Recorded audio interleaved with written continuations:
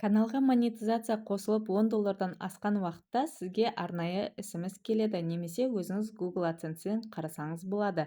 Яғни бұл жерде платеж тоқтап қалады. Себебі адресті подтверждение жасау керек, яғни пин-код алу керек болады. Және де сіз бұл хабарламаны YouTube-тың монетизация бөлімінен қарауыңызға болады.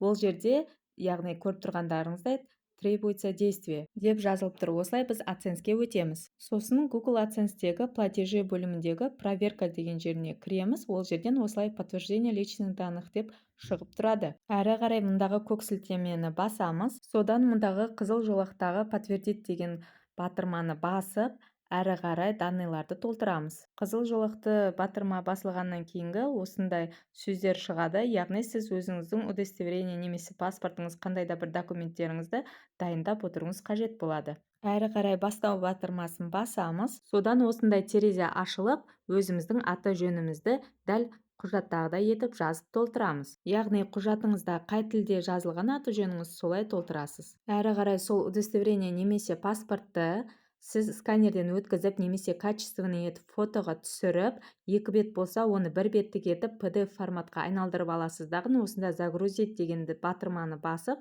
сол жерге жүктейсіз. Содан мынандай терезе ашылады, яғни бұл жерге қай елді мекенде тұрып жатқаныңызды көрсетесіз, сосын мекен жайыңызды қатесіз дұрыстап жазатын боласыз. Сонымен қатар облысты белгілеп, мұнда индексті ең маңызды дұрыс көрсетіңіз. Сосын отправить, яғни көк сілтемені басып жібереміз. Содан ол бірнеше күн қаралады, жауабы біздің электронный почтамызға келетін болады. Бәрі дұрыс болған жағдайда міне осылай завершено деп көрінетін болады. Ал Google почтамызға міне осылай подтверждение келеді. Сосын почтаға тағы да SMS келеді, ол дегеніміз подтверждение адресі. Яғни төлемді алу үшін адресімізді подтверждение жасаймыз. Мұнда жазылып тұрғандағыдай 4 айдың ішінде пин-кодты тіркеп үлгеруіміз керек. Если тіркелмеген жағдайда аккаунт өшіріледі. Яғни біз Google AdSense-тен пин-кодты күтетін боламыз.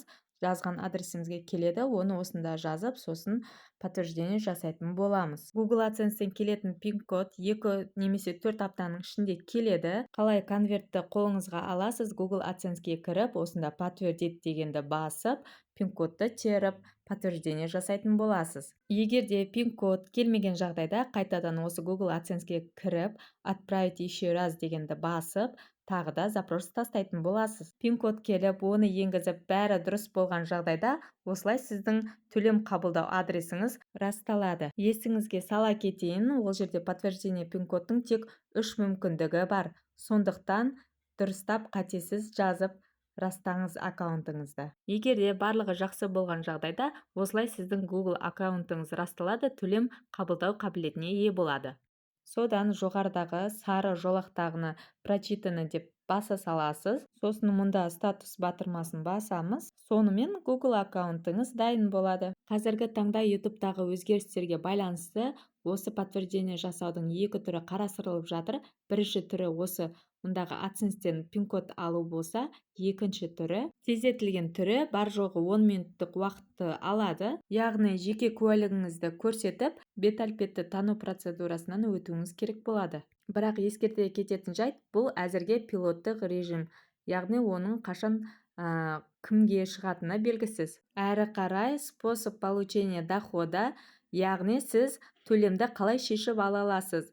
Осы жайында мен видео түсіретін боламын алдағы уақытта. Сол видеоларды жіберіп алмау үшін каналға тіркеліп, лайк басуды ұмытпаңыз. Сұрақтарыңыз болса, комментарияға жаза кетіңіздер.